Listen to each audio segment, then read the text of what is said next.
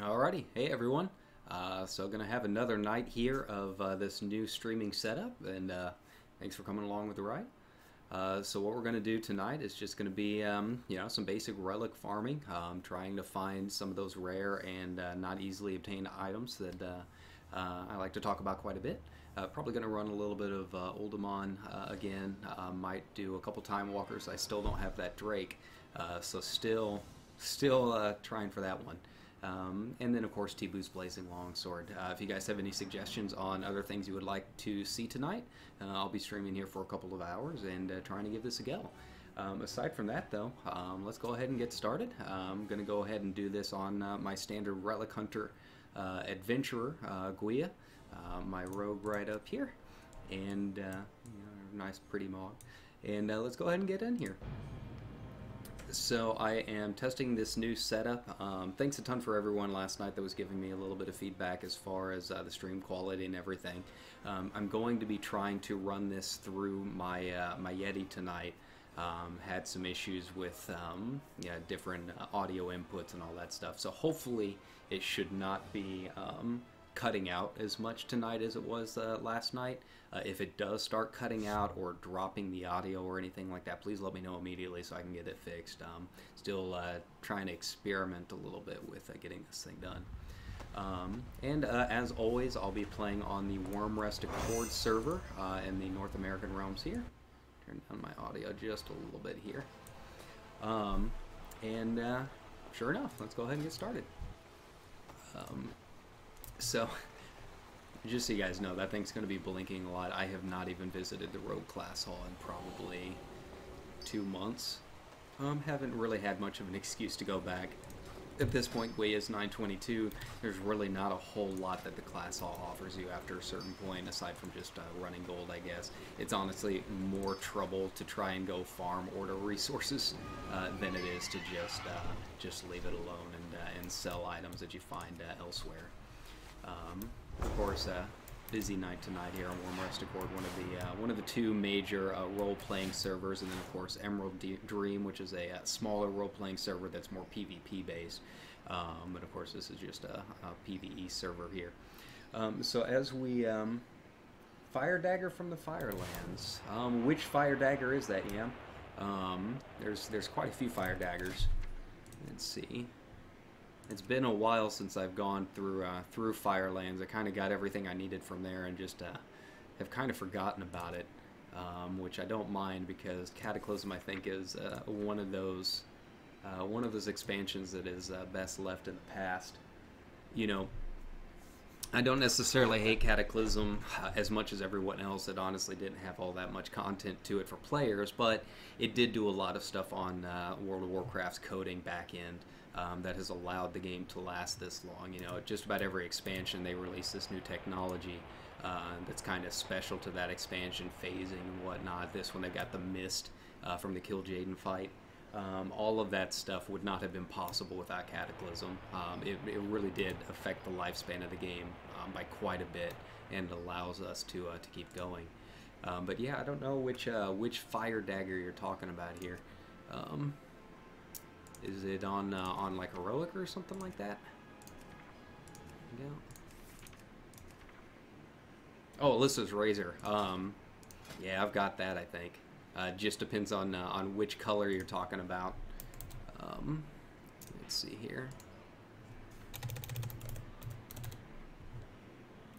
Oh. Daggers. There we go. Yeah. There it is. A little flamey dagger right there. Not sure if you meant another color. Yeah, it is pretty cool.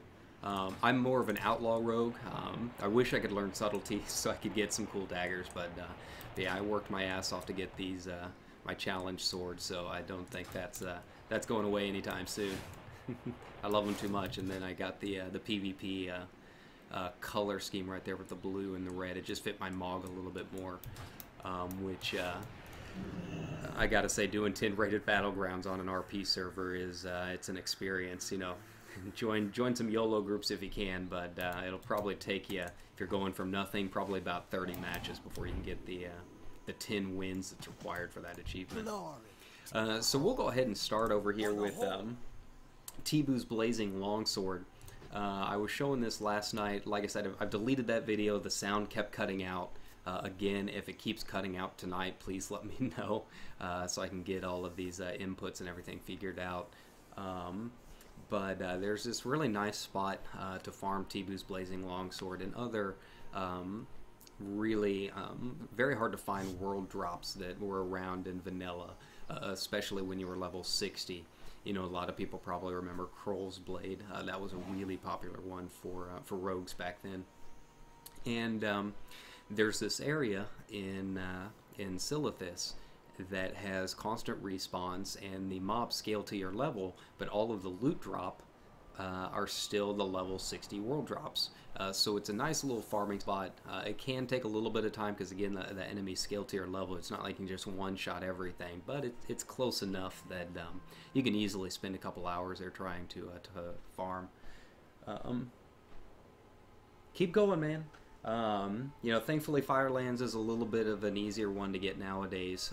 Yeah, some of these drops, like I was streaming last night trying to get the Tusks of Manaroth, and you know, I've probably done at least 50 runs of that so far between my warrior and my paladin, and still no luck. And that's pretty standard, you know, when it comes to those tusks. You know, a lot of people saying, you know, hundreds of runs to get those things to drop. So this is going to be for Tibu's Blazing Longsword. It does still drop as far as Wowhead says in some of the comments there, but again, it is a world drop from these mobs, so there's really no time frame as far as how long it's going to take to actually get this thing done.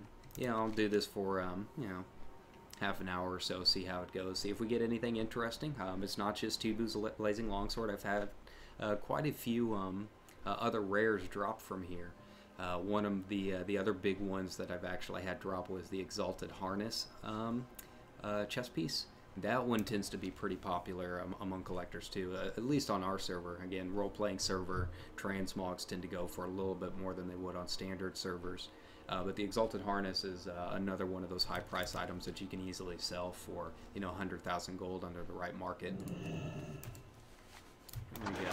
So once you get to Cenarian Hold right here, just beeline right down here to this Twilight base camp, and once you're here, you basically just start doing circles. It does tend to be pretty popular for people trying to level up. You know, that those last few levels before you get into Burning Crusade can be pretty annoying. So this is always a good spot for with everything scaling to you. There you go. Yeah, so you can see level 50 dudes and whatnot. The other big thing is you're going to get a lot of these Twilight texts and Twilight armor sets. I usually just don't even bother with those. In fact, I'll probably stop auto-loading, so if it looks like it's taking a little bit of time, that's why. It's just my bags don't have nearly enough space right now to auto-loot everything. They'll fill those Twilight armor in just a couple minutes. Now, the other big thing that I'm looking to do is going to be, you know, a few more videos on rare items in particular. You know, I really focus on things you can still obtain but aren't necessarily easy to get. So, you know, I did armor, I did weapons, so I'm kind of looking for other ideas. I've had some suggestions for like rare recipes that sounds kind of cool. Might give that a go. But yeah, if you have any suggestions or want to know about a particular aspect of the game, I've got a lot of free time. I really don't mind sitting here and farming for you guys to verify if something exists for, you know, hours at a time. Just come and hang out with me and you know, have some good chats. The big controversy right now, if you didn't hear me talk about it last night, is going to be what happens to all of these rare items when the classic servers come out. The classic servers, of course, are going to be a ways away. You know, they announced it with Battle for Azeroth, but there's so much stuff they have to do on the back end with security and getting it up to speed with modern VNet that I wouldn't expect it for at least another 2 to 3 years. But when they do actually come out, you know, what's going to happen with the unobtainable items? Are they going to drop in price since you can just go on the classic server and farm them, or will they kind of, you know, still retain a bit of their prestige, I guess you could say, since normal servers more than likely are not going to be able to still get them. I very, very, very highly doubt that they're going to allow trading or too many transfers from the classic server onto modern servers. It would just wreck the economy. But again, that's all stuff that's up in the air. We have no idea what's going on with it. There's so few details about it that we'll probably have to keep an eye on it over a pretty long period of time here. Alright. We tried it.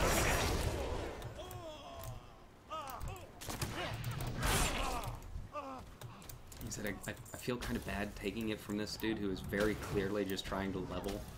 But hey man, all's fair when it comes to rares. And then the other thing that I'll probably do, like I said, is going to be some Time Walker, since it is the last day for it. I'll go ahead and queue, just to try and get that stupid Drake. Between all of my characters and the last time I did a rarity reset, I'm looking at about 1,200 bosses, probably even more, and I've only seen it drop once. So that's not too fun. I'm hoping it will drop one of these weeks. It just kind of sucks that it's Wrath of the Lich King week, which is probably my least favorite week when it comes to farming for the Twilight Parade. There we go. There's a lot of reasons for that. You know, I wasn't as big of a fan of Wrath of the Lich King like everyone else was. But the biggest thing is just that you have fewer drops. You know, if you get the Ice Crown Citadel, you know, that only has 3 bosses, where most dungeons will have 4 or 5. So you're losing a chance right there for one boss to drop them out. There we go. Welcome for everyone tuning in. Here we're going to be farming here in Silithus. This little spot, trying to get 2 Blazing Longsword and maybe a couple of world drops from vanilla, since they do still drop here occasionally. Again, it's not a fast process. You'll probably kill, you know, hundreds if not thousands of these guys before you see anything significant, but yeah, it's always worth a shot. It's probably easier than waiting every week for a Molten Core to come back up. You know, at least these guys have pretty much an instant respawn, so you're not going to be sitting around waiting for days at a time. And especially since we're still waiting for Throne of Venturus to come out. It's looking like it's going to be another year-long raid before they can get Battle for Azeroth out. We might kill some free time for you, give you an excuse to log in for a little bit.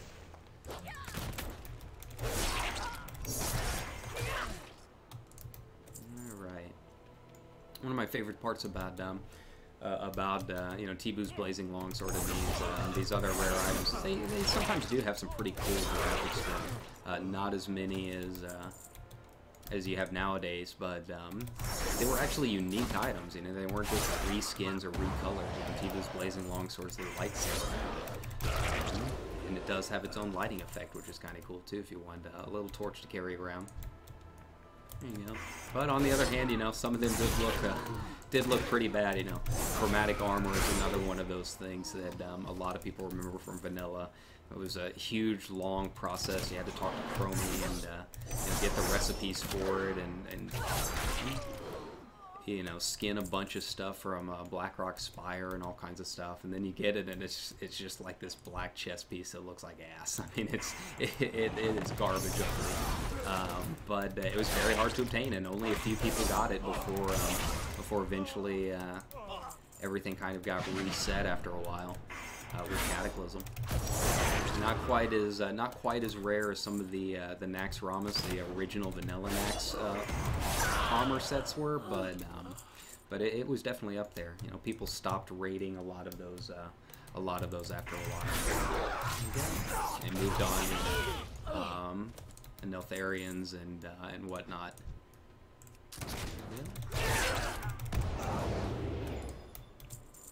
And you know, this spot probably won't last too much longer. They've hinted pretty strongly that they're going to be changing around a lot of stuff with Silithus for Battle for Azeroth. Hinting quite a bit that there's going to be some Old God movement, you know, coming in later on the X-Pack, and that Silithus is kind of going to be the ground zero for it. So, you know, spots like this, get on them while you can. It's probably only going to be another year or so while we still have them available. Chances are all of this level scaling and everything's just going to completely change up some of those older items. be interesting to see how level scaling will affect current items, and if anything that's available now is eventually going to become, you know, a rare, even an unattainable weapon. It doesn't sound like they're doing a huge overhaul like they did for Cataclysm, but it is going to change quite a bit. Some of the quests will probably get different rewards to meet the level scaling requirements and whatnot. So, you know, if you have anything that sounds pretty cool, I would keep hold of it. You know, a good friend of mine plays, she says, don't get rid of anything that has an on-use effect, and that's, you know, pretty good advice. You know, those on-use effects, sometimes they forget about them after a while, and she's actually broken the game a couple of times because of, you know, some old trinket somewhere from vanilla that had kind of gone by the wayside. There we go.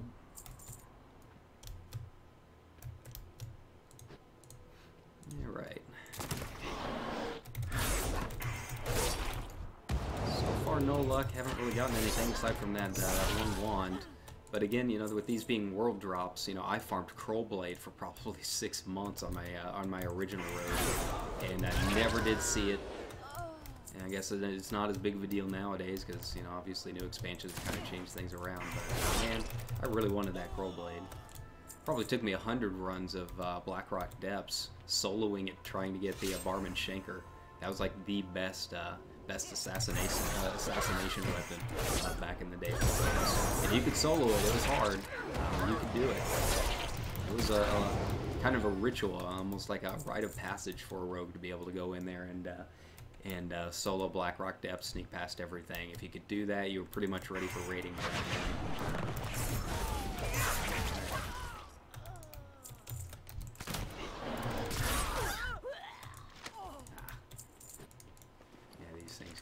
Really old really fast than the one mob that doesn't scale.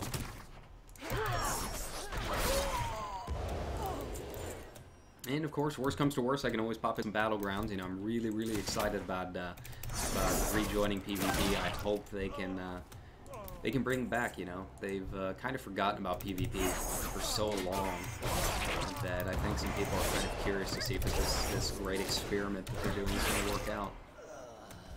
And it's not that PvP is necessarily bad. I mean, it does have some balance issues, but, you know, it's kind of hard to justify it when everything that you are doing in the game is like fighting against this big world-ending threat. So, you know, if they're gonna try bringing PvP back and get people to, you know, have some kind of pride in the faction that they choose, that making a whole expansion based off of it is really the only way to do it. There's just no way that's going to work if they keep trying to have us team up with Khadgar and the Kirin Tor every expansion. Yeah, it's like, well, I just want to, you know, play some raids with my my horde buddies. Why can't I do that? You know, what's their justification for it? All right. And how's my audio doing so far, by the way? Am I cutting in and out at all, or is it still handling okay? I did a few tests a little bit earlier, but I'm still trying this new setup.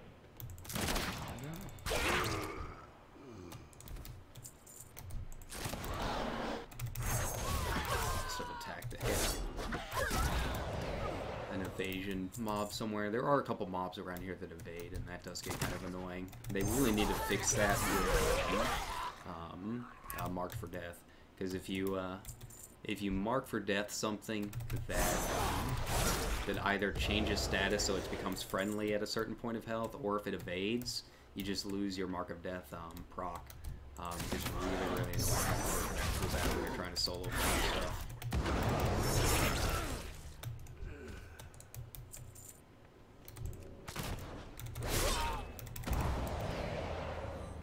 Mob scaling has not been introduced worldwide yet.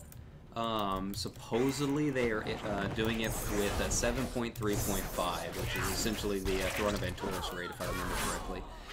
These mobs are level 110, I believe, because of one of the class quests in Legion, but I'm not entirely sure which one.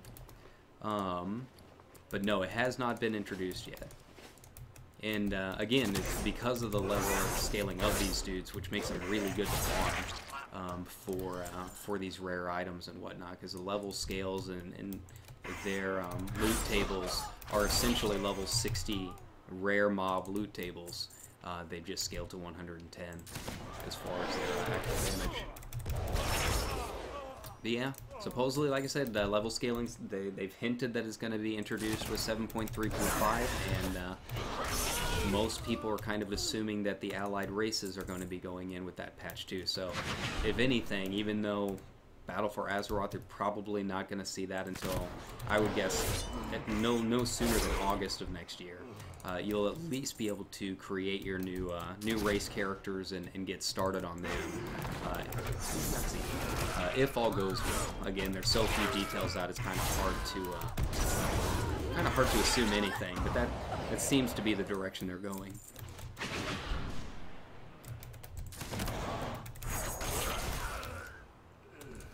Right, so many robes. Yeah, there's the mob. I knew it.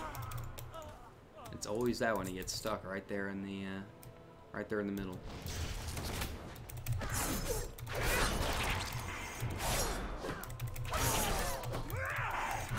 And the good thing is this guy can piggyback off me if he needs to, since he's allied.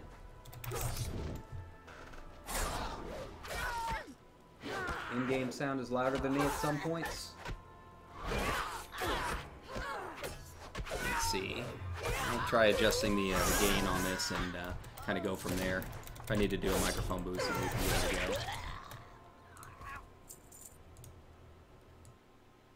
It's down to 5%. There we go. Alright. So let me know if I need to keep making adjustments. I don't mind. It's all about you guys, making sure you can hear me and having fun just chilling tonight, watching some adventures, waiting for this 11 minutes, waiting for this queue to pop for Time Walkers.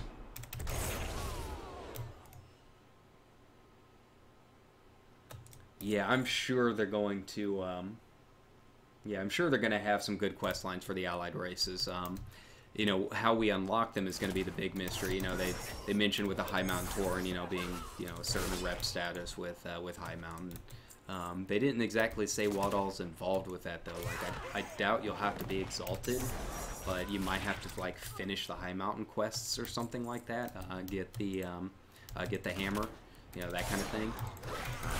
We'll see. I mean, Battle for Azeroth, they made it sound like a pretty cool expansion, and they have a lot of good ideas, but they didn't actually show a whole lot of like actual development content for it, which has some people worried that it might not be all that far along, aside from the cinematic. But you know, Blizzard has always kind of kept a tight lip on some of that stuff, so we'll get more details as beta comes out. Yeah, man, I'm always game for trying to do more rare item videos and whatnot. Like I said a little bit earlier, I'm always taking suggestions. If you have a certain type of item you want to see me farm, you know, recipes was one suggestion. You know, trying to find rare recipes. I thought about doing mounts. The thing with doing mounts is everyone has videos about mounts. You know, mounts are one of the more popular aspects of the game. So it's like, what can I do that would really add anything to the discussion?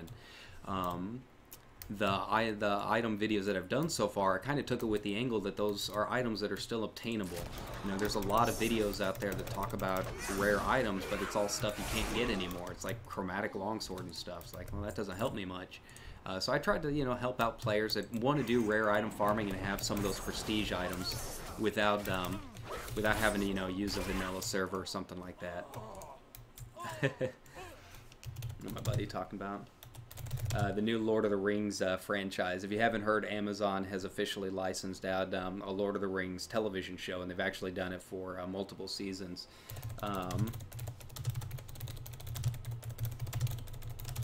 There we go. So we're pretty big Lord of the Rings fans. We were in the middle of high school when that came out, and we skipped 7th hour all 3 years so we could be at the first showing. I even wore my cloak to school, so I was definitely that nerd. I don't miss being that nerd, but it had some good memories associated with it. I yelled at for bringing a bow to class. I'm like, no, you can't bring that, that's a weapon. I'm like, okay. Alright, this one takes a little bit of time, but we'll see. So I'm trying to do Time Walkers for this stupid dragon. If you didn't hear me earlier, I'm at like 1,200 bosses seen, and I still don't have this stupid dragon. I've only seen it drop once for one other person. So it's been a long, slow boat trying to get this thing to drop.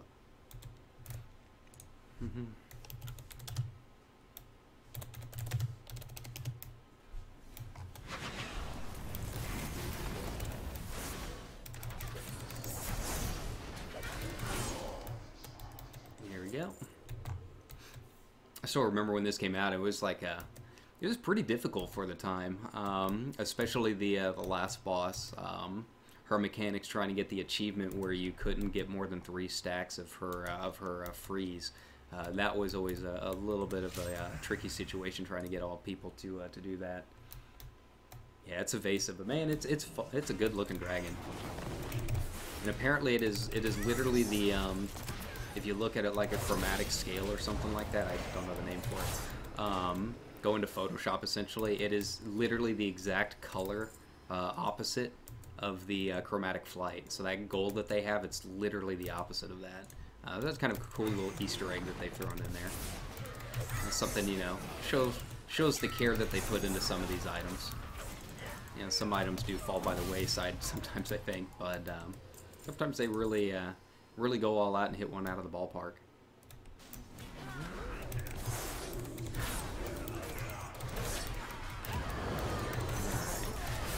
See how long it is until he stuns me here.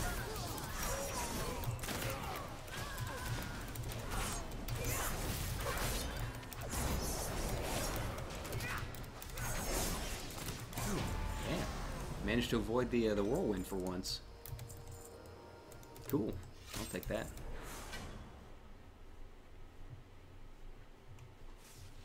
Yeah.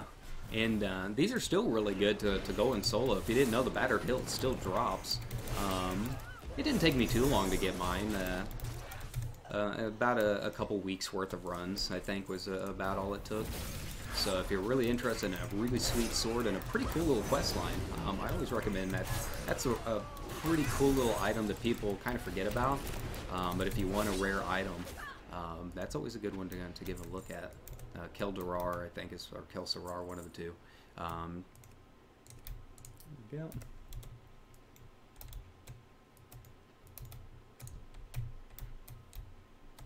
Alright. And this boss. I'm not a big fan of this boss, or most bosses that have, like, forced phases. It's like, if we can kill her in 2 seconds flat, then let us do it. We shouldn't be forced to wait for her to split and all that fun stuff. It's a little annoying in my opinion.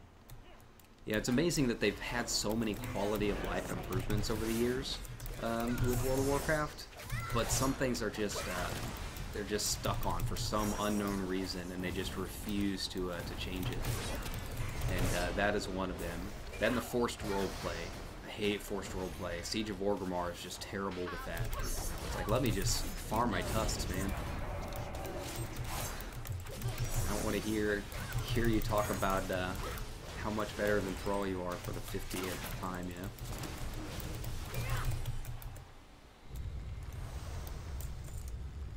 Okay, come on. Now to finish.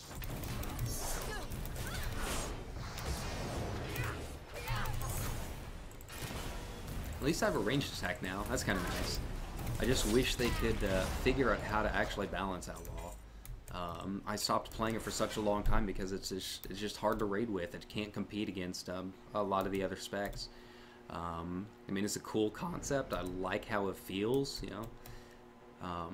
But yeah, the roll the bones and whatnot, it's not balanced all that well right now. I haven't really tried it too much in PvP, so I don't know how much better it is there. Supposedly it's pretty decent, but aside from my 10 rated battlegrounds on it, I have not really played around too much with rogue PvP in some time, and I'll probably be switching over to my main mage for Battle for Azeroth.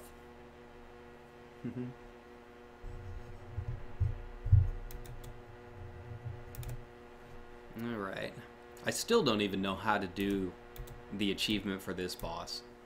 Like, I know you're supposed to, like, not kill any of the orbs, But every time I do that, it's like the orbs just stay there. I think I've done it once, and I ended up getting the mount or whatever was associated with it, but I have no idea how I did it.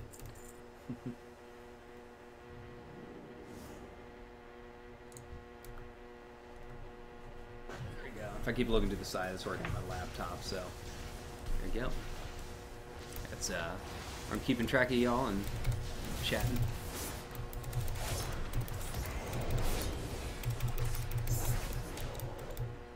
You know, one of the biggest things I wish they would just finally do is, you know, especially for like older sets like this, you know, some of these older instances, is just upgrade the textures on some of this armor. You know, I get a lot of comments in my videos about the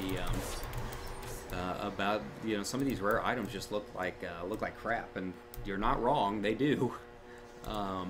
And upgrading the textures to high-def textures would make such a big difference. I mean, I'm sure they have the original textures in a much higher definition than like the 480p or whatever they were using originally. I think that would make a huge difference in the quality of life of the game and just making it look prettier. There you go. You know, they've done so well with some of these model updates and animation updates that I don't see why they don't do it. Turn off my heater. There we go. Sorry if there's that really annoying buzz going on. There we go.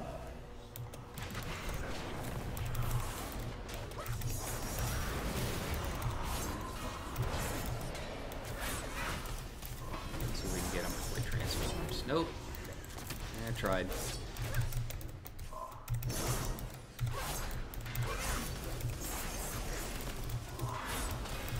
like the worst roll for this one too.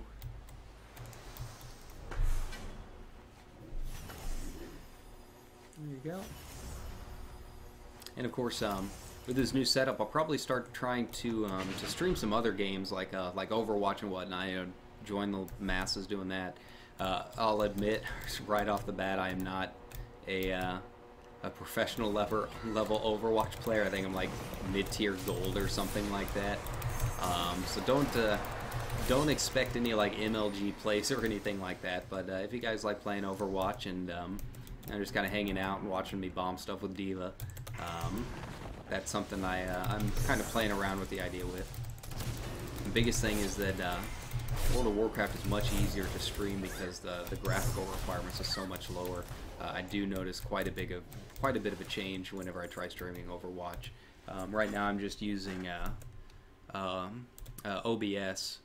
And I like it quite a bit. It's not super intensive on my hardware, but it does change up my Overwatch quite a bit. There you go.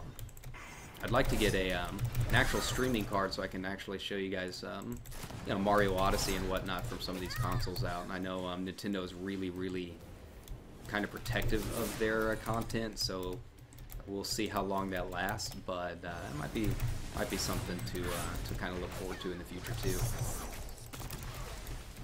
Basically, you guys have given me all these subscriptions and have watched me so much. I'd like to actually give you guys some more content, some stuff to watch, to kill some time.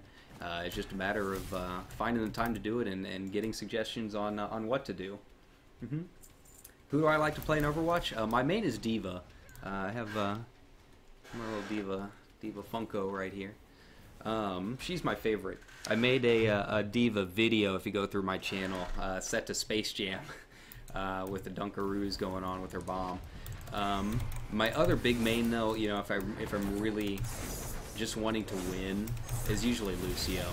And you know, it's true what they say. You really can help your rank by just going healer, and then just it's a lot easier to heal idiots than to have a really bad healer or someone that doesn't know what they're talking about and just being stuck as DPS. Healing does help the rank quite a bit.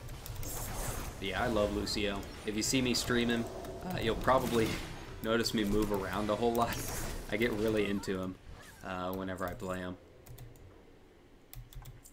I just bought a Razer Ornata, one of those chroma keyboards that light up and everything. And it's pretty cool when you play him because, you know, it ripple effects with whatever music he's playing at the time. It's pretty fun. All right. This is another example again with that Mark for Death. If I mark for death one of these little plants, well, they end up going friendly and disappearing for a little bit, but they're not counted as dead, so it doesn't reset my Mark for Death cooldown. Is just the dumbest thing, and they have not figured this out for, you know, 8 years now.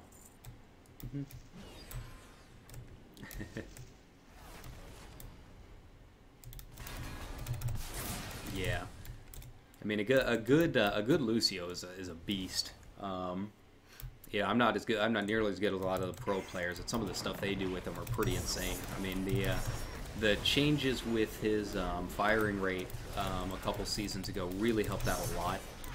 He's much more accurate now because his projectiles fire a lot faster. Earlier on, it was pretty rough trying to do much other than healing with him.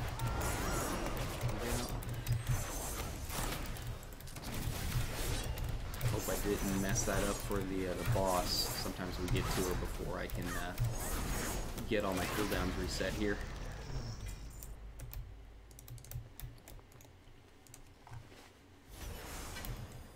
Yeah, Far is a lot of fun, and you know, my thing with Overwatch and what I like about Far is I grew up on Unreal Tournament and Quake, where rocket launchers were the standard. I mean, that's pretty much what everyone eventually got and started hitting people with.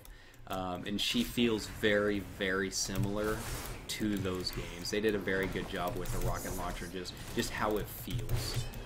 It definitely gives me that Quake vibe. I'm not as accurate with her as I would like to be, but she is a nice one to play with, and especially in my ranking where, you know, I'm mid-tier gold, a lot of people don't know how to handle her. Usually in gold, you know, the common idea is that you go Soldier or McCree to kill a good Pharah. But the thing is, in gold, people can't aim well enough to do that with any kind of consistency. So it's really, really easy just to slam pick Pharah and not even worry about the soldiers running around, because chances are they're not going to be able to hit you at that tier. You'll be able to kill them a lot more than you'll get killed. Once you start getting a little bit higher tier, you know, into plat, that starts changing real quick. But it's fun. It's fun while it lasts. There we go. Okay, yeah, I had enough time to get that reset.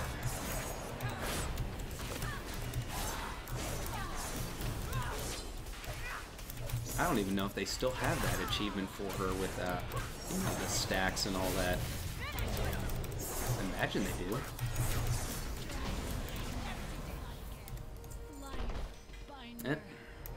What'd I say? Another dungeon down, and still no stupid dragon. Nice. Alright, so we'll get back to farming. I'm gonna switch it up to probably Uldaman. Go farm there. Yeah, see if I can't get the miner's hat. That's really the big thing that I'm after right now. I'd love to just confirm that the miner's hat even still drops, because it doesn't seem like a whole lot of people know one way or the other if it does. And that's the other big reason I'm streaming a lot of these rare item hunts, is just to confirm that they exist. A lot of these rare items, they don't have a lot of information about them out there. You know, most of the information I get from my videos are going to be through forum threads on the official forums and people commenting and that kind of thing. And then, of course, Wowhead comments. People saying, hey, yeah, this dropped for me on this date and this time and all that. But, you know, stuff like the Tusk of Manaroth on Heroic, you know, it's in the Dungeon Journal. It says it should drop. But there's also not a whole lot of confirmation that it still does. There is confirmation that they still drop on Mythic, but people are still kind of in the dark about some of the others. So that is really what I'm trying to do here, is confirm whether or not these farming spots are going to be legit, and hopefully get that data uploaded to Wowhead if they are, since I do run the Wowhead upload. Help you guys out when you're trying to farm as much as I can. You know, there's nothing more frustrating than wasting, you know, hundreds of hours trying to farm this stuff only to find out that, you know, it was removed from the game after a certain point or something like that. So if I can do my part and waste my time so you don't waste yours, I don't mind doing that. Plus, you guys put up with my ads and stuff, so that's always I do get something out of it, I guess. But let's face it, I probably would have been doing this anyways. Just being able to put it up on YouTube does give that little extra, you know. So let's kill this last dude and head over to Uldaman. Alright. So just bear with me for a little bit. I'm going to take just a very quick little break and be right back with you.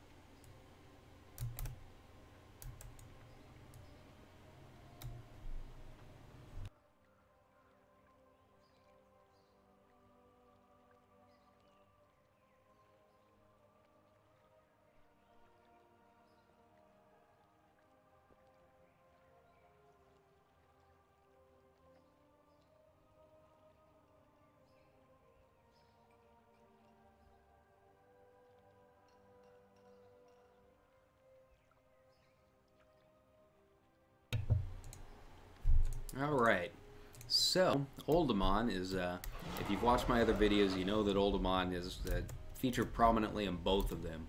And it's probably the best spot to farm if you're looking for really, really rare items that can sell for a pretty decent amount. The problem with it is, again, you're going to be farming a lot. You're talking about, you know, hundreds, maybe even thousands of runs before you find some of these items. The two big ones that I'm really after right now are going to be the Miner's Helm of the Deep, and then the Popple Fez. Popple's Fez still pops up every now and then across servers, and usually goes for millions of gold. So if you get your hand on that thing, you've got a pretty nice money maker, or you can keep it for yourself because, you know, again, that's not a very, very easy item to get. Makes kind of a cool little transmog for dwarves. But yeah, those are the two big ones. Popple Fez, from what I understand, has been confirmed to drop, especially off the 4 statues, kind of near the end of the dungeon, right before you fight Arcadis. The Miner's Hat of the Deep, that one's a little bit trickier. There's a couple unconfirmed comments on Wowhead that they've dropped, but supposedly it's only going to be off of that last treasure chest of the dungeon. So that's really what we're going to try and aim for tonight. I'll probably do, you know, 3 to 5 runs with you guys tonight and see what pops up. You know, usually about every 10 runs, 10 to 15 runs, I end up getting one of the rare blues. That's pretty common, but you know, some rares are rarer than others. They're not all created equal. So, yeah, some of the grips and whatnot, not necessarily big deal. I still have never found the femur, you know, the bone mace. That one still eluded me. Found a couple of pants and whatnot. Those tend to be pretty popular. The other big dungeon to try and farm would be Nomorigan. That one's a pretty good one. Nomorigan is another one of those that it kind of changed up a little bit when they started doing Cataclysm, so that it didn't change enough for it to be completely a different scale, but there are still a couple of mobs there that will drop some of the old vanilla loot. Again, it's one of those things, make sure you have a lot of free time. It's going to take a good while to do it, and yeah, just kind of bear down, and you have to be patient with it. How's my audio levels and all that? You guys still doing all right? Can you still hear me okay? There we go. You know, one of my favorite examples to talk about with how much I farm. Let me see if I've got it in here. For a long time, this was my my main weapon, the Scimitar of the Sirocco. I had a macro. I don't know if I still have it or not, that shows you how many solves you've done of each of the individual races. When you're doing archaeology. The Tol'vir in particular is by far the most frustrating and aggravating thing you will find in there. Let's see, I've got it in here somewhere. There. Let's give this a look. Here we go. So this macro tells me, it basically goes through my archaeology list. I'll keep it up on the screen for anyone that wants to screenshot it or anything like that if you're going to be doing archaeology. And basically it scrolls through all of your archaeology book and physically counts how many of each item you've solved. Every uncommon, every common, all that fun stuff. There's my Tol'vir solve just on this character. I have another 400 or so on Westsor, which is my mage on Horde. So yeah, it's not an easy, not an easy task. And keep in mind, this is even more frustrating because the Tol'vir solves only pop up every so often. Most of the solves you're going to get in archaeology while you're on Kalimdor are going to be Night Elf. So you're just, running all over the world, just waiting for a Tol'vir or Uldum solve to come up, and then you have to hope that it's going to give you something decent. It just takes a very, very, very long time to do. You'll also notice my Troll solve. I do have Zinrock on these characters. That one wasn't as frustrating simply because Trolls do have quite a few solve points in Eastern Kingdoms. But between this character and my other characters, we're looking at about 800 solves for that. All told, I was unemployed for the time, so I had a lot of free time to do it. It was about solid 8 hours a day of farming. I'd occasionally break it up with some dungeons and whatnot, but more or less 8 hours a day for about 4 months straight. That's not an exaggeration. That's about how long it took me to get the Scimitar of the Sirocco. Archaeology in general needs a major rework.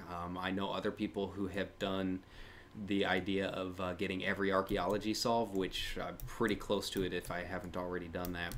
And pretty much everyone is in agreement that archaeology is in a really, really bad state. There's no way to tell if you are close to getting something or not. Every single solve you do is a set percentage. There's no progression to it whatsoever, so your first solve has just as much of a chance of giving you Zinrock or the Scimitar as your 800th solve. And you have no way of knowing. There is no progression. When you start doing it, you're basically just playing a guessing game for 4 months. I kept doing it after a certain point because it was just like, I've wasted all this time, so I might as well just go ahead and finish it. It's called the sunk cost fallacy, and it's very real. They need to figure out what they're going to be doing with archaeology and give it a nice revamp. Find some way so it's not so frustrating to get those items. Yeah, it was rough, KP. I do not recommend it to anyone. But the thing is, I'm on a role-playing server. I don't really role-play all that much, but I have this backstory for my character. I actually wrote a book about her. It's not a World of Warcraft book. I converted her story into something completely different, but she's a relic hunter like Lara Croft and Indiana Jones. Which, speaking of, just a shameless plug here, if you're interested in books, go to Amazon or Barnes & Noble. It's called The Sky Thief, and it is available in paperback and digital. The second book should hopefully be coming out after the turn of the year. I'm waiting for my cover designer to finish on it. It's going to be a trilogy. But my big thing with roleplay, back to the topic, is I like my roleplay and my characters. I want their themes to be things that I can actually relate to the game in. So like if I say I'm going to be a big relic hunter on this character, then I'm going to play the game and get these relics to back up my claims, Anyone can write that, oh, they have the Ashbringer or whatever. But it's another thing to actually have the in-game items to kind of justify what you're doing with your story. I'm very, very big on that. I know a lot of other role players are not.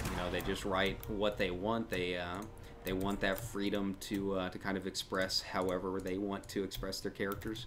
But I like backing it up with in-game mechanics. That's my big thing. It always have been. When the Relic Hunter achievement came out, that took me about 2 weeks straight, 14 hours a day to get the Relic Hunter achievement.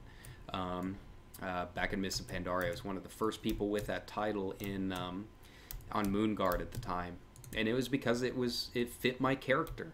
I saw that title, I'm like, I have to have this. It backs up my story. Sometimes that can be a bit of a trouble, There's definitely an addiction to this game among people, but I at least try and use this game as an outlet for other types of creativity. So I don't feel too bad about it. I mean, you know, there's a lot of people who be like, oh man, you spend a lot of time doing this, but at the same time, I'm also, oh, there we go, Laggards of the Vault. There's our first rare for the stream. Finally, not one of the rare ones, but yeah, 5K. I'm not going to complain about that. Hooray! But yeah, you know, at the end of the day, I can say, you know, well, at least, you know, spending all of that time playing the game and doing all of this stuff for achievements also inspired me to write a book that I published. So, you know, it's not a total loss here. Yeah, short D&D games. You know, D&D is another good one. Best example of that, I'm not sure if you're into sci-fi at all, but The Expanse. The Expanse in that book series started because these guys had a tabletop campaign, and their friends and everyone were so into it. They're like, "Yeah, you got to write a book."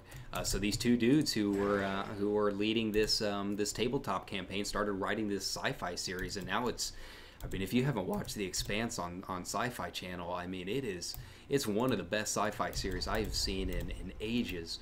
I haven't read the book series yet, but apparently they're very, very solid sci-fi. So, you know, if you're, you know, someone that likes creative outlets, I would say, you know, keep doing your thing, man. You know, play D&D, you know, play World of Warcraft. If it gives you some kind of inspiration, keep at it. The only thing is you need to make sure that you're, you know, acting on that inspiration. Don't just sit on a book idea, because a book idea is just, it's an idea. It's not a book. You need the finished product, so you have to put in the time to do that. All right, so we have one down. Let's keep going, see if we can get that, keep trying to get that miner's helm. Yeah, man. I mean, all it really takes is, you know, a word editor and you know, some time. I say go out and do it. If you want to write a book, write a book. That's the only way to do it, is to sit down and actually get it done. There you go. You know, one of the things that did help me, and you know, shameless plug here, there's a yeah, thanks, man. Yeah, the program I use is called Scrivener, and I really like it. If it, you know, books and that kind of thing or something you want to take seriously, I recommend it because it makes organizing things so much better. And one of the big things with Scrivener is that it's capable of exporting into any format. So if you do want to go the whole self-publishing route and putting things up on Amazon or whatnot, you know, just to try it out and see if you can get anything from it, it will allow you to export it as the Mobi file that Kindle uses, or like the EPUB file that Barnes & Noble's Nook uses. So it's a really, really handy program. I highly recommend it if you can get a copy of it. All right. So we've got one rare so far, the Laggards of the Vault. Let's keep going and see if we can get another one. Like I said, about once every 10 to 15 runs is about average. So yeah, that was probably about that time. Like I said, not one of the super rare ones, but keeps me going, keeps the faith.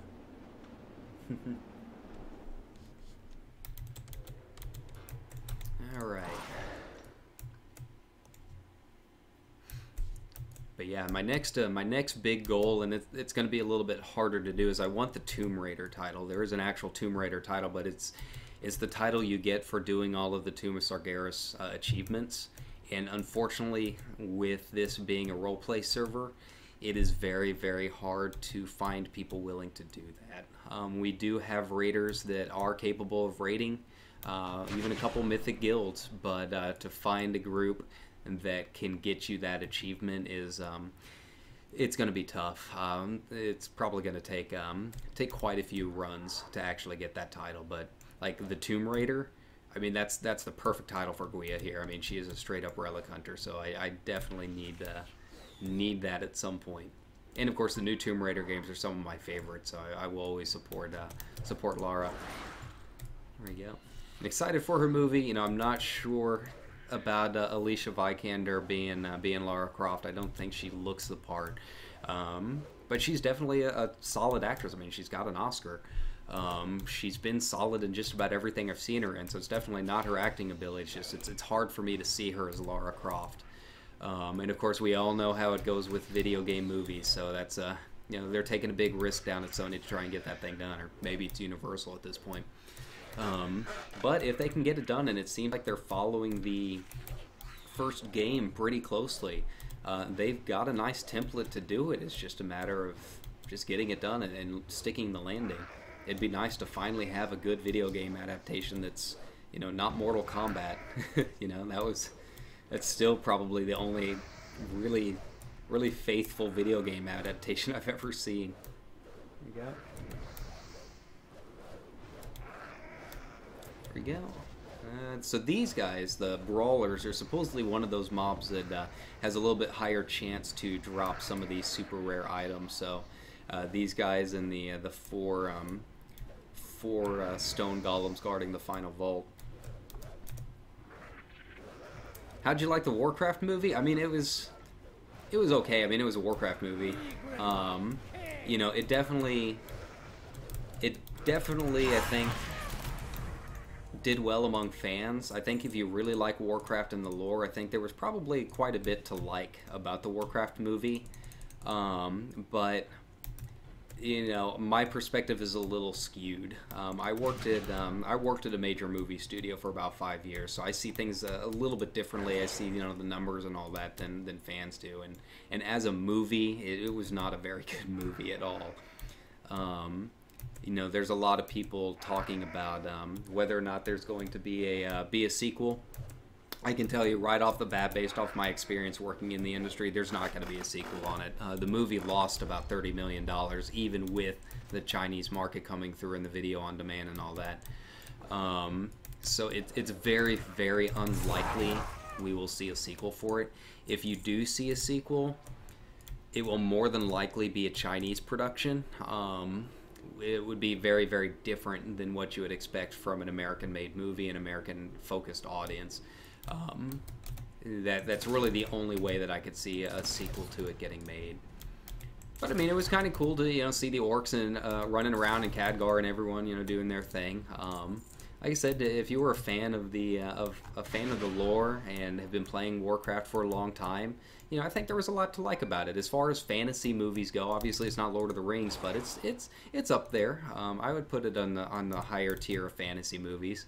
It's just it's a genre that does not get a whole lot of representation. You know, sci-fi is still pretty strong. You know, with Blade Runner that just came out and all of that. But yeah, fantasy, it's still hard to find a fair amount of fantasy movies out there that really kind of meet that bar.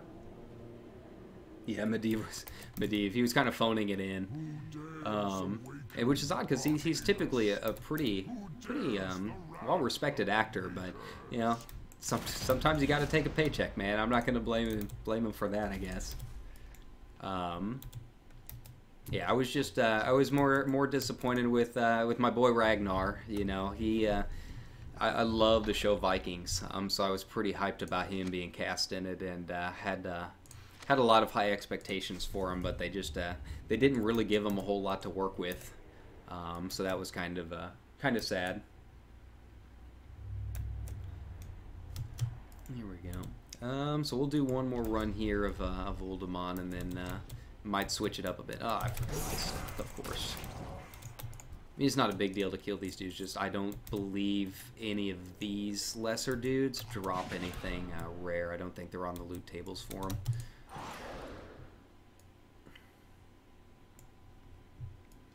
Yeah, I mean, the lore was a little different. Yeah, I'm 32 years old, so I remember when the first Warcraft and all that came out, and seeing it like at Staples on the shelf and whatnot. And you know, as far as the orcs coming over and all of that, I thought they did a good job. You know, kind of giving you kind of the Cliff Notes version of what all happened with the Dark Portal and all that. I thought Gul'dan was fantastic. If there was any bright point of the movie, it was definitely him. He really did a good job of portraying Gul'dan as an actual villain. You know, just a no holds barred. This guy is ruthless. So that I did enjoy. you know, if they really wanted to be accurate, they really would have had to play up the demons and the Legion and all that, you know, drinking the fell blood and all of that fun stuff. And I just don't know how that would have done with a movie audience. I think it would have just been just way too much. And it was already a lot of exposition to try and fit in there to begin with. Trying to throw in the Burning Legion on top of that would have just been too much for American audiences. And as we saw, U.S. audiences already had a hard enough time getting into the movie to begin with. But yeah, yeah, the ripped Gul'dan. But I mean, I applaud them for getting it done. You know, I know you know, people like Metzen, and you know, there's always complaints about his writing and whatnot, but I can't blame the dude for being a dude that loved his job. And you know, that to me is cool. He always just gave that persona of you know, just being this kid living the dream. And you know, his reaction to the movie and actually getting it done, I mean, that was pretty cool. You know, I've got to applaud Metzen for seeing that dream come alive and actually getting it done. You know, there's just so much stacked against a fantasy movie, especially a video game fantasy movie, that I don't know if it really would have done well under any circumstances. I mean, they did the best that they could. You know, and David Bowie's son directed it. And if you ever saw Moon, or I can't remember what the other one was that he did with the where they were on the train. I mean, he's a solid director. He did very, very well among the indie scene. But yeah, it's just, you know, the odds were stacked against him. There we go. Metzen didn't write the movie. I can't remember who wrote the movie. I don't think it was Alex Kurtzman. It might have been. I know that that they had some input on it, but keep in mind, you know, as someone that worked for the studios, when you license out a property like that, the studio gains complete control over it. Like, I've seen the contracts that they had for Harry Potter, and I mean, there's no stone left unturned when it comes to the merchandising, how it's written, and all of that. So, for the most part, anything that would have been done in the movie was ultimately up to the movie studio. In that case, Universal. You know, they have the final say on everything. Typically, when you license out, all of the scripts are worked for hire. So even if Metzen did have some input, it probably would have been very, very small input based on, you know, more aesthetics more than anything else. It's not very likely that he had much to do with the actual script. In fact, a lot of productions don't even let the story writers and the screenplay writers on set because they don't want them interfering with the director. You know, some directors are more open to it than others. Yeah, you know, when a movie has millions of dollars on the line, you know, it's ultimately the director's movie, and the movie studio is going to keep that under a pretty tight lid. There you go. Yeah, timeline-wise, it was kind of weird. But again, you know, a lot of that was to adapt it, for film, because you've got this huge amount of lore and story, and a lot of it's very, you know, very fan-oriented story that you have to try and fit into a 2-hour movie. And you know, it's just one of those things where, you know, stuff eventually had to get cut. Sometimes it works really well, sometimes it doesn't, and you know, sometimes you know, fans or even the original creators of a work don't like what ended up happening with a movie. Yeah, it's just the nature of the business. Probably the best example, I'm probably self-reducing them out. Probably the best example that I can think of is Stanley Kubrick's The Shining. You know, if you weren't aware of that, Stephen King hated that adaptation of The Shining. He absolutely hated it. So much so that he actually ended up going out on his own and producing a miniseries made for TV that he said would be more closely related to the book. But as you know, I mean, the Shining is considered, you know, a cinema classic. I mean, that changed the way horror movies are made. But yeah, Stephen King hated it. So, you know, it's just another one of those examples where, you know, sometimes there's that clash of ideas, and a pretty good example of, you know, why the original creators of a piece are not necessarily allowed on a set. You know, it's very important to keep movies and and the original content separate for that reason. They're very, very different mediums, and it's very, very difficult to very difficult to convert, you know, something from one medium to another very easily. I don't necessarily know if Kubrick did it intentionally. Kubrick, just in general, was a very, very controlling director. You know, Jack Nicholson said he would never work with Kubrick again after that. The closest director that I can think of nowadays that would be what we would consider Stanley Kubrick would be Christopher Nolan. And they're those directors that just have this idea in their head way, way ahead of time of what they want. And they will do anything to achieve that idea. So I don't necessarily think he deliberately made those changes, but he definitely had... I'll do one more run here. I think he definitely had a certain idea and a certain vision already in his head when production started, and there was nothing that was going to get him to change his mind on it. But yeah, Jack Nicholson said he would never work with Kubrick again after making that movie because, you know, they were at that hotel. They were 6 months over budget. And the scene with him chopping the door down, I think they did something like, it was like 72 takes of that. And Jack Nicholson was just like, I'm not doing this again. That's just ridiculous. As far as David Lynch, I haven't actually watched a whole lot of David Lynch. You know, he's one of the most influential directors out there for a lot of modern filmmakers. But I've never really had a chance to watch Twin Peaks or anything like that. I just never had the time, I guess. You know, I've always had something else that I'm watching. I think I would like Twin Peaks. Like I said, you know, that was a huge influence to a lot of modern television shows. You know, I'm a big fan of Gravity Falls, the cartoon that was on not too long ago. It had all sorts of references to Twin Peaks. Stranger Things, you know, I would even say that has a lot of references to Twin Peaks. You know, as far as the tone and the atmosphere that it puts out. But yeah, I've never had a chance to watch it. There you go. All right, so gonna reset here and get started on one final run. There you go. Just kind of bear with me a bit. All right.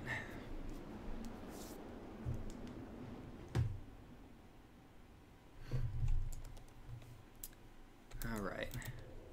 So hopefully I'll be able to confirm or not whether or not the Miner's Hat of the Deep still drops. I think this might actually be my 75th run of Uldaman since I've really started keeping track of it. Let's see what my achievements are at, my statistics here. So, Arcadis. Oh, it's actually my 79th run. All right, so I've got a few more ahead of the game. I would expect that I'm not going to see this thing drop up until at least the 300 range or so. I get that feeling. I've been doing this farming stuff long enough to know that luck is never on my side. So thanks for bearing with it with me. But if I don't come up with some new content for this channel soon, you're probably going to be watching a lot of repeats of this. There's a long road ahead of us. Yeah, I mean, I've always heard it's one of the more interesting shows out there, and it sounds interesting. You know, I like kind of the whole murder mystery vibe of it, and I really like those kind of atmospheric, shows. I'm very, very big on aesthetics when it comes to show. That's why I like Stranger Things, and I think I would like Twin Peaks. It kind of showcases that. But yeah, that's also a big reason I like The Expanse. It's one of my favorite shows right now. I can't wait for the next season next year. You know, as a sci-fi nerd, I wouldn't say I'm a sci-fi nerd. You know, I don't really read a whole lot of it, but I like watching it, and it really, really drives a good narrative and really showcases some really just amazing sci-fi sequences. I think that and Defiance are probably two of my favorite sci-fi shows that have come out in recent years. Defiance started off kind of weak, but by the end of the third season, it was firing on all cylinders, and I just absolutely loved it. And I'm kind of sad that it ended after only 3 seasons. You know, I started watching it because Defiance takes place in St. Louis, which is where I'm from, and you know, seeing the arch and everything in the background was always a lot of fun. But you know, after a while, you know, the characters really kind of gripped me, and for being, you know, this kind of cheesy sci-fi show. You know, it really had a very distinctive personality to it. So if you get a chance to go back and watch Defiance and watch watch the 3 seasons of it, I definitely recommend it. I think it's one of the more underrated shows out there. That said, though, it doesn't hold a candle to The Expanse. The Expanse is just fantastic.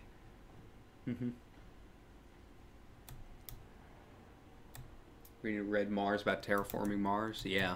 And I know the dude that wrote The Martian is coming out with a book here pretty soon that talks about life on the moon. And you know, if you read The Martian or saw the movie, he's pretty on top of his science with like how it actually would work. You know, most of what Matt Damon was doing in the movie, I mean, that's pretty much how you would have to do it in real life if you were stuck on Mars. You know, the big thing with terraforming is that a lot of people think it's this kind of easy thing where you just kind of make a little biodome or whatever, and you know, start growing plants or whatever. The actual science behind it is a lot more complicated than that. One of the things that I learned from National Geographic when I've worked with some of their photographers at a photo gallery for a while is that, you know, terraforming is something you're talking centuries and centuries of work to get that kind of thing done. It's just not really viable in the short term anytime soon.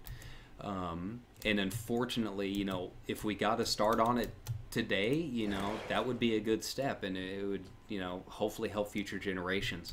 Unfortunately, there's no money in it, and right now with NASA, it doesn't have the funding that it needs. We're kind of turning to these private companies for space exploration, and it's great that people like Elon Musk are really trying to spearhead that. But unfortunately, you know, just like any corporation, they're after it, you know, to eventually make money.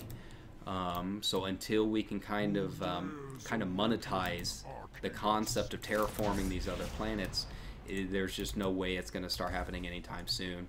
But you know, the sooner we start in on it, then the sooner, you know, we can make headway, and hopefully a few hundred to 1,000 years from now, you know, we can have other planets be hospitable.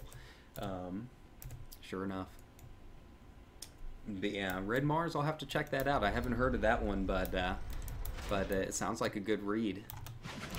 There you go. Like I said, I don't read too much sci-fi, but I love watching it. Sci-fi in general, the channel's really kind of come around. I've also been watching a lot of The Magicians. The Magicians is really good too if you like fantasy. I didn't know when I first started it that it was going to be about what it's about. You know, I have a couple of the Magicians books, and I never got around to reading them because the covers make them look like these really serious kind of dark fantasy books. If you didn't know it, the whole thing is a satire. Once the actual series starts kicking in, they are hilarious. I mean, the characters in them are just off the wall, bonkers. Just some of the situations that the characters are put into are just absolutely ridiculous. And I didn't know that going into it. So like, I'm watching it for the first, you know, half of the first season, like, okay, yeah, it's kind of cool fantasy, you know, magic school, whatever. And then it was like episode 8 or something like that of the first season kicked into high gear. I'm like, oh, okay, that's what this is about. And it completely changed my entire concept of what the show was. There we go. All right, and I'm out of backspace here. So yeah, this is what it's like on an RP server, by the way, if you've ever kind of thought about role-playing at any point. I'll kind of walk around here and show you guys a little bit more here in just a bit. First things first, I have to get rid of all this crap that they send me in the mail. They changed it around not too long ago, and I don't know if it's a bug or if they did it intentionally to discourage gold farmers or whatever, but all of the bosses that you don't loot from, it ends up mailing you all of their crap to you in the mail. I don't know why they need to do that when it's, you know, a level 40 instance, but here we are. There you go. But, you know, gold's gold. I'll take it. So, yeah. When you're walking around here, this is a role-playing server, Warm Rest Accord. I talk about it a little bit in my How to Roleplay video. If you haven't watched that yet, give it a look. But the main add-on that I'm using for this, where you can see down here on the down here in the bottom right, that is Total Roleplay 3. And it just kind of gives you a quick look at their roleplay profile. But yeah, when you go through here, this kind of lets everyone know that, yeah, you are a role player. Just about everyone on these servers is going to have it. And then, of course, you can click on it and, you know, go to their profile.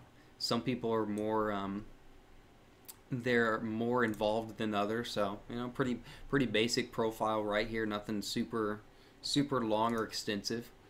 I like TRP because you get these at-a-glance things here. So you can kind of see just really quickly what their characters are doing. You know, mine's a little bit longer, even though I don't role play. It's kind of a promotional tool for my book more than anything. But, you know, you can usually make a section for, you know, appearance, what your personality is like, your history, that kind of thing. Sometimes it's kind of fun to just go through and kind of creep on profiles because they get kind of crazy here sometimes. You get some really good writers on here and others not so much.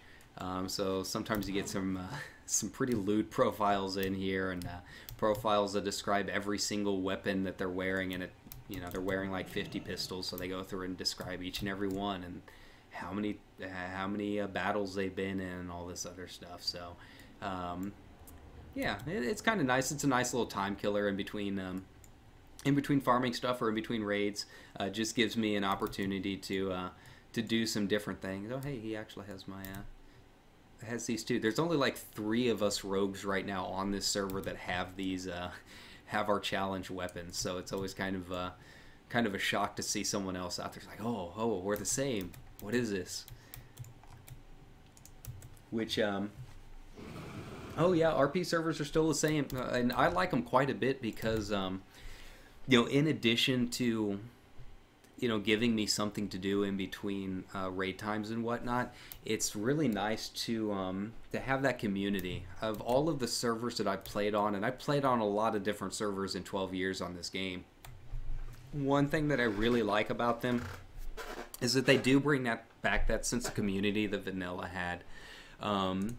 You know, when people talk about vanilla nostalgia and whatnot, they're usually talking about the community aspect of it. You know, when you had to go through trade chat or whatever to actually try and form groups, you really kind of got to know the groups that you were with. You kind of formed these unofficial guilds and raid teams just kind of naturally. It was very very cohesive, and thankfully the roleplay servers still have that kind of feel.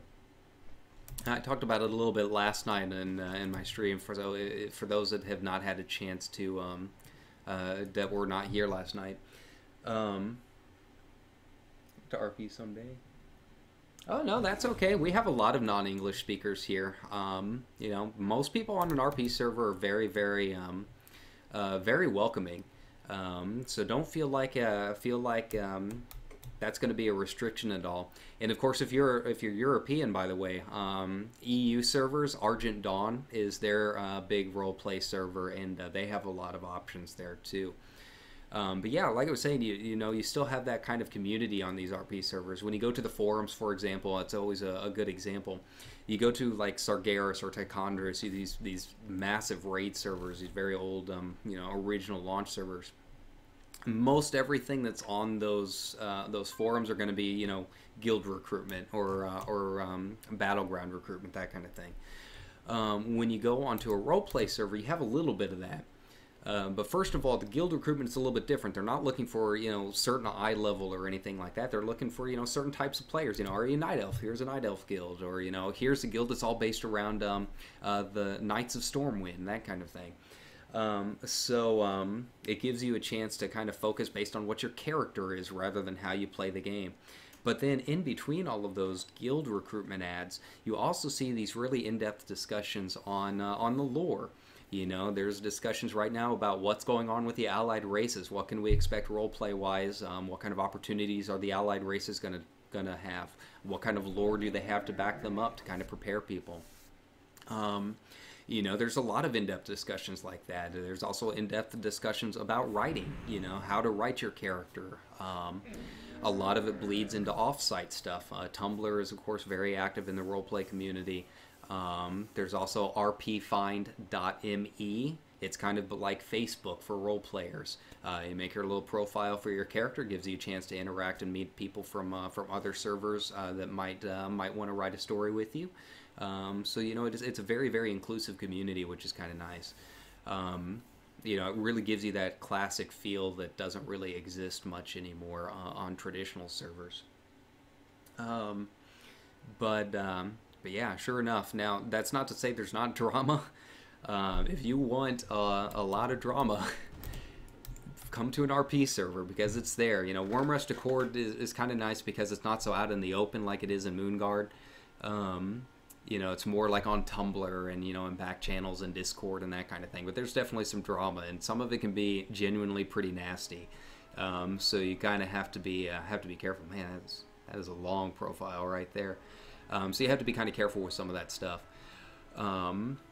It seems like every few months or so, you know, someone ends up offending another role player or something like that, and then someone gets doxxed, and you know, all this just terrible stuff starts coming out about the player and whatnot. You know, I don't necessarily agree with all of that, but it makes for entertainment. I'll say that much. It definitely gives you something to look at. You know, watch the train wreck as it goes by. And this is always another good one. I missed the is that still going on? I missed the Moonkin Festival yesterday, so I never had a chance to get my little Moonkin guy, the little hatchling. But yeah, this is always a big hangout area right here. Is the Cathedral Square. This is more for like your Knight and Templar type of guilds. Typically, you'll see at least one or two Scarlet role players, and they're usually filled with a lot of drama. I don't know why, but they just seem to attract people that love drama. The other place that I was over here near the Mage Tower, the Blue Recluse, is another big spot for roleplay. And then down here in Old Town is going to be another spot. Yeah, thanks, KP. I appreciate it. I mean, I've been playing this game for so long that, you know, it's just kind of stuff that you learned over time. I would actually really like to do some like vanilla discussions and maybe like a vanilla, you know, vanilla comparison, so people kind of have an idea what to expect. The problem with doing that is right now to do any kind of comparison or, you know, informational video about Classic is I would have to go to a private server. And obviously, if I'm going to be streaming or making these pre-edited videos and everything, it's going to be out in the open, and I don't want to end up getting my account banned because I'm on a private server or something like that. I don't really know how much action Blizzard takes against people who do that, but I'm trying to avoid that while I'm getting started more than anything. But yeah, I would love to, you know, hop onto a private server and you know, make some pre-edited videos to kind of show you the comparisons between classic WoW and modern WoW, show you what some of these old items were like, maybe do a video on unobtainable items, you know, some of the classic stuff, you know, that kind of thing. But until I get an idea of what Blizzard's stance on that kind of stuff is, I don't want to risk it too much. Otherwise, I'd be more than happy to hop onto a classic server and do some videos like that, because it has changed a lot. You know, when you go over to Barrens, Barrens in particular, one, it wasn't split because of Cataclysm. It was all one big thing, but it only had like 1 or 2 flight paths, and it was a big zone. You were basically there for about 20 to 30 levels. You know, if you've ever heard the joke about I'm talking to live server, yeah. You know, if you've ever been on the forums and they make jokes about trade chat, that's what they're talking about. You were there for 20 to, you know, basically from level 20 to level 40, give or take a little bit. So you were there for a long time, which means you had a lot of people there running around the same zone for, you know, weeks on end. And eventually, you know, the ship posting starts. Chuck Norris jokes become the thing. Mancrick's wife was a running joke. Back then, because of a quest where no one could find her, and it seemed like every 2 seconds someone in trade chat would be coming up asking where's Mancrick's wife, and then of course it starts all over again. So yeah, Baron's trade chat was definitely a very unique thing that was kind of a product of its time. You really wouldn't see it nowadays. Now trade is just kind of its own thing. But yeah, Baron's trade chat general was definitely the origin of a lot of jokes that you hear about World of Warcraft nowadays. Chuck Norris jokes, in particular, is probably one of the biggest legacies of Baron's trade chat. There you go. Yeah, none of the noobs used ThoughtBot. Yeah, but way back when. You know, I was still running around using Cosmos was the big UI mod back then. Back when it was a new thing. Yeah, I would love. I really want to go back and do a video about older quests because it's very, very hard to do. Hi everyone, by the way, if you're just watching, I'm just kind of hanging out here in Stormwind while I wait for this Time Walker queue to pop. But yeah, I really want to do a video about some of the vanilla quests because I think people that joined in Burning Crusade or especially Wrath of the Lich King, they kind of missed out on a lot of the really, really cool quests that were around in vanilla, specifically the Onyxia keychain. That was still one of the most epic things that I've ever encountered in this game. I mean, it was a very, very cool quest line for Alliance that most people nowadays have only heard of. So it'd be kind of nice to go back and do a video about those quest lines, kind of showcase what people were talking about when they were talking about, attunement and all that kind of stuff. Oh, Thunder Fury? Wait. Give me a second. Yes, we did say Thunder Fury. But yeah, Thunder Fury is another big one. That was always a big thing back in the day, is people that could actually get it. I've got a friend, she's not online right now, Emerald from Sargeras. She and I started playing on day one. I started in open beta. She started a little bit before then, and then when the servers went live, we both ended up on Sargeras and ended up being randomly invited into the same guild on day one, and we still keep in contact. But she has all kinds of stuff. I ended up losing a lot of my original counts, which really sucks.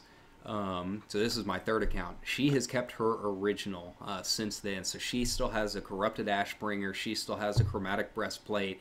Her Panda Cub, which I was very touched. She named it after my original character. And yeah, I mean, it was a very, very different way of life back then, that's for sure. There we go. There's Thunder Fury. There's my Warglaives. There's my Keldalar.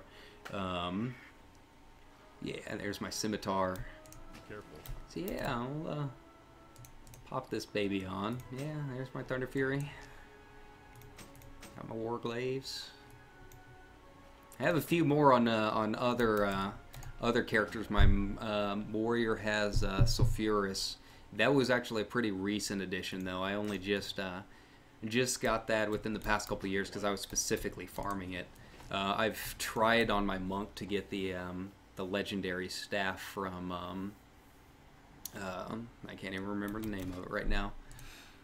There you go. But yeah, the legendary staff from Wrath. There you go. Ulduar.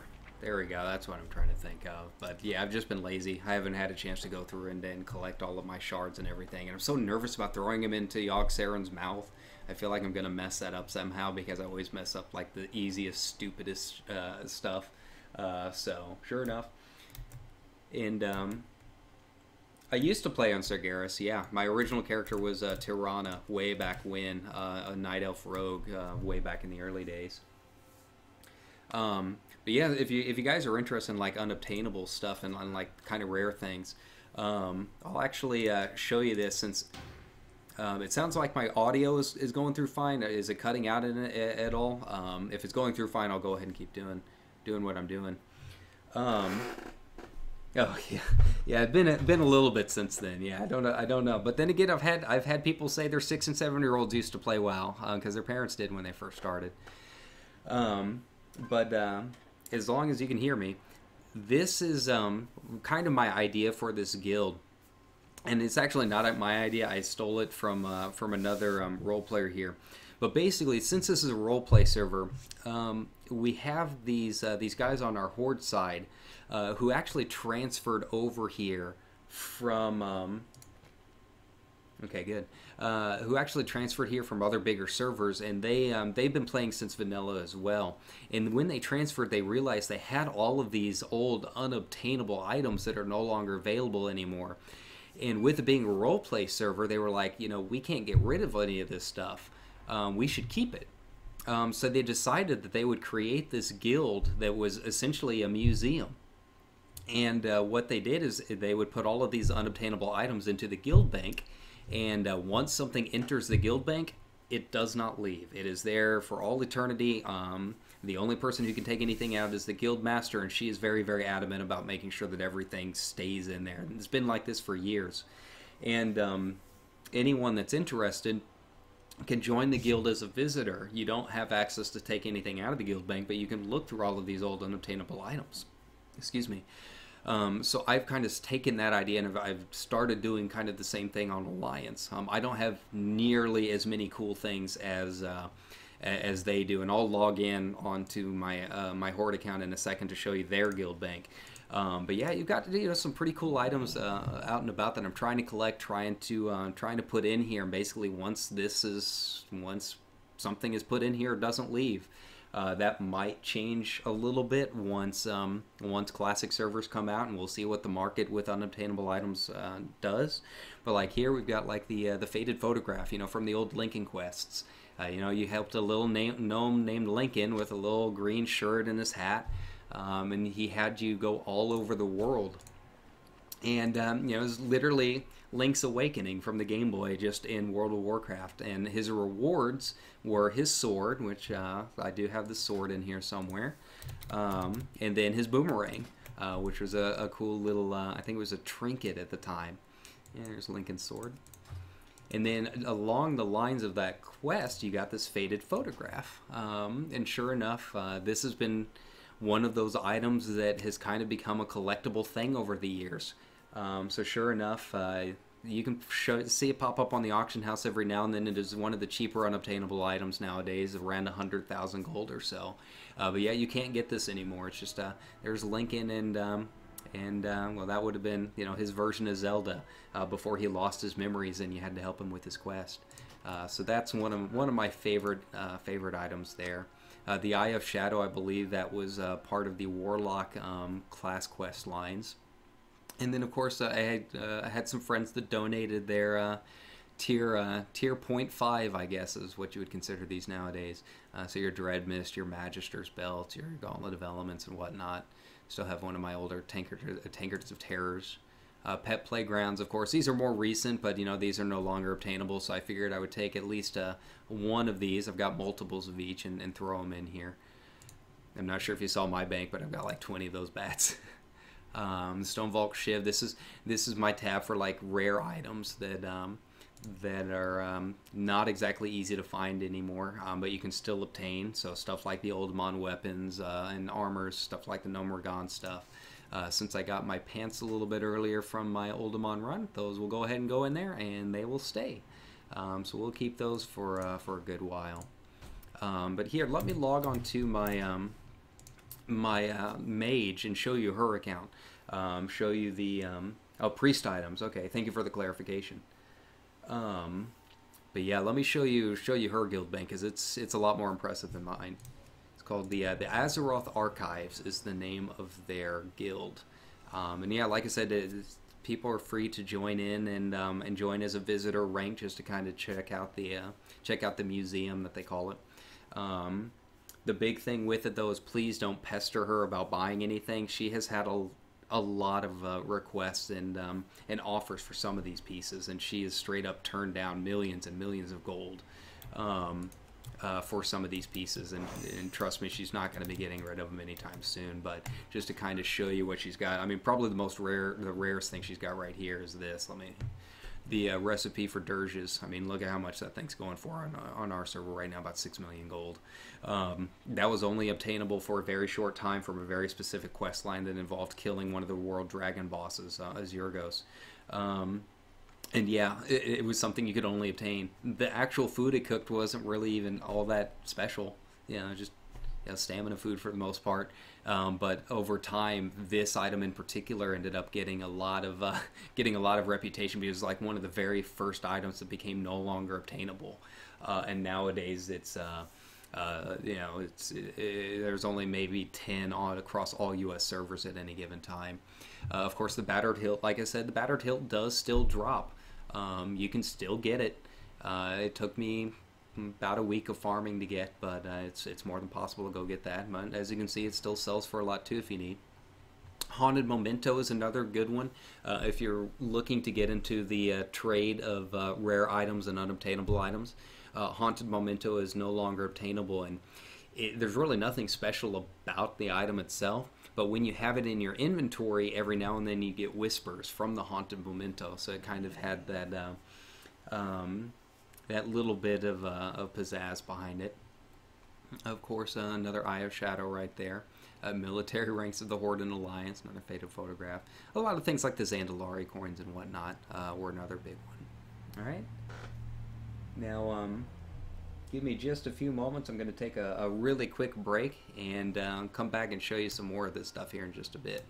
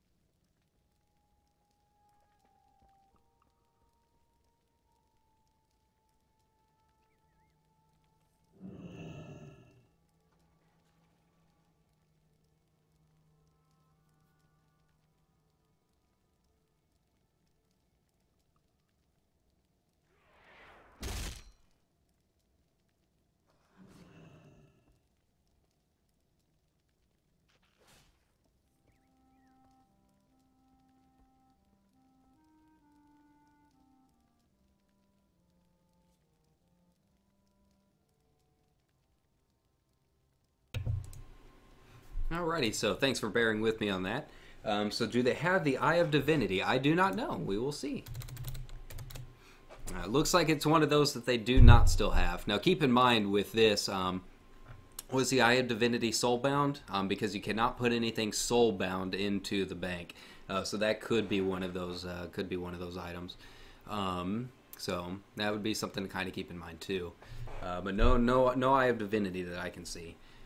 They do have some pretty cool like weapons and armor and whatnot though, like some of the old Wintervale trees and whatnot from some of the earlier Winter Vales and whatnot. Some of these, like I said, not necessarily all that cool looking, but a little bit harder to find out there nowadays. Of course, a lot of flowers and whatnot. Let's see here. Antiques and stuff, like I said, a lot of Zandalari coins and that kind of thing. A lot of old books and no longer obtainable like poisons back from when rogues used to have to craft their own poisons and whatnot. That was always a fun one. Let's see here. Yeah, all of these books and everything that some of them are no longer obtainable anymore. There you go. The Rogue's Lockbox, and there's your poison vials and whatnot. Some of these older pieces that have kind of gone by the wayside, which I'm sure when the classic servers do come out, people are going to love crafting their own poisons. That was always a hoot and a half. And then of course the whole you get to learn your weapon skills again. That's going to be fun for people trying to learn unarmed.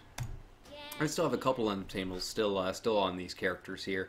This is my oldest character on the account. Most of my stuff has kind of moved over to the rogue since then, but thankfully I've managed to keep some of this.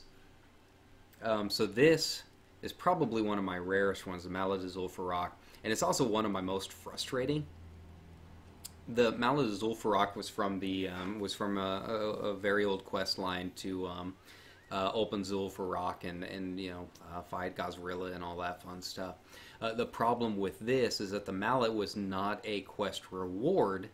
It was just something you obtained in the process of doing the quest. You had an old mallet, you had to transform it into the Mallet of Zul'Farrak, and then you took the mallet and turned it in as part of the quest. So if you didn't have it when the transmog system came in, you didn't get the transmog. It wasn't a quest reward, so there was no way to do it. And naturally, this is the only character I still have that has it, and it's a mage, so I can't equip maces.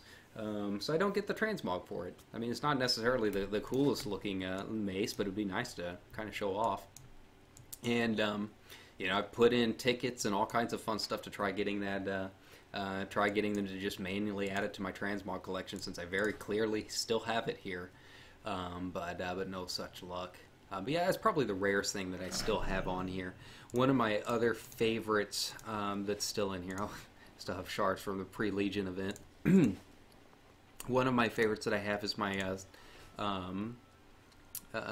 my Scourge Stones and whatnot. So let me see if I can find it in here. Where is my... There it is. So this Rune of the Dawn is something that that I still like to play with every now and then. Rune of the Dawn was from Eastern Plaguelands, and it was part of a quest line for the Argent Dawn up there, and you would equip this little trinket, and every time you killed an undead creature, gave you a certain level of Scourge Stones. They had the common Scourge Stones, more powerful bosses and whatnot would give you rare epic Scourge Stones that you could trade in for rep and quests. And sure enough, it still works. You know, I pop this thing every now and then, and there are a couple bosses and whatnot still in Stratholme that you can go through, and with this thing on, you'll still get the Scourge Stones. So yeah, that's always a fun little one to kind of play around with. You know, there's one of the Scourge Stones right there, one of the original Gladiator medallions and whatnot. And of course, you know, Frostwolf insignia. That I'm excited about with Classic. I hope they bring back the original Alterac Valley before they put a time limit on it and before they put reinforcements. You know, nowadays it's no one does Alterac Valley because everything else ends up popping in queue first. But the original Alterac Valley was genuinely pretty fun. You were doing it just for the sake of doing it. You know, there wasn't really an honor system in the first 3 months of the game, so you were just killing each other because that was the point of the game. It was, you know, World of Warcraft. You know, you chose your side. In the original Alterac Valley, I mean, they had matches that would go for 3 days straight because it was just a stalemate then. But it would actually, the fun part with it is, you know, there were actually quests that you had to do in there, and there were actually objectives. So, you know, we'd have people, you know, trying to, you know, sneak into the enemy camp to, you know, try and skin the wolves and that kind of thing, so they could turn them into their unit masters and whatnot. You know, a lot of people that have played since Wrath and on probably don't even realize that there are these giant elementals you can summon in Alterac Valley that will go through and start pounding on the enemy base and all that. You know, that was genuinely one of my favorite parts of Classic. So I'm hoping they bring that back, if they do bring back the vanilla servers to their, I guess you would say, their purest form. I don't know. So yeah, I would like to see that. I don't know if you can still get the Frostwolf insignia, and that's one of the holdovers from that. There you go. And then, of course, like I said, some more of my, my archaeology stuff out and about here. But with that all said, I think it's just about time for me to head out for the night, get some homework done and everything. Thank you guys a ton for watching. Like I said, feel free to message me with comments, with new ideas for videos and whatnot. I'm always taking some suggestions. You know, I'm really looking for more ideas with rare items. If you have anything you want to see, and it also doesn't have to be anything Warcraft. If you want to see me do a Let's Play or live stream of a different game, feel free to pass the word along, and I will try and do my best to make it happen. Like I said, Overwatch will probably be the other big one. I'm not the best Overwatch player, so it'll probably be kind of goofy. But that's another one I've got kind of floating in the tank right now. All right, but thanks a ton, guys, and have a good night.